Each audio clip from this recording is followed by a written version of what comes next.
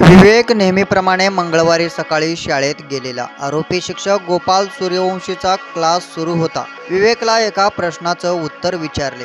त्याला अपेक्षित असलेलं उत्तर अचूक देता आलं नाही. त्यामुळे शिक्षक सूर्यवंशी संतापला. चल उठाबशा काढ असं बजावलं.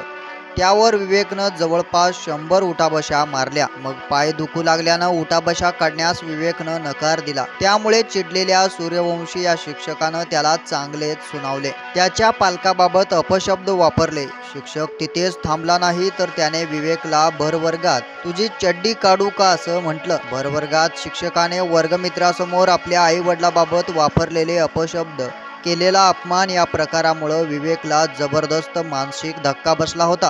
तो अपमान त्याच्या चांगलाच जीवावरी लागला. त्याने शाळेच्या मधल्या सुट्टीपर्यंत कसाबसा अपमान पचविला. परंतु सुट्टी होताच सरळ जवळच असलेले शेत गाठले आणि तिथे दोरी बांधून गळफास घेतला. काही वेळानंतर त्याने गळफास घेतल्याचं घरच्यांच्या नजरेस पडलं. त्याला तातडीनं दवाखान्यात नेण्यात आलं. तोपर्यंत वेळ झालेला. विवेकला डॉक्टरांनी तपासून मृत घोषित केलं.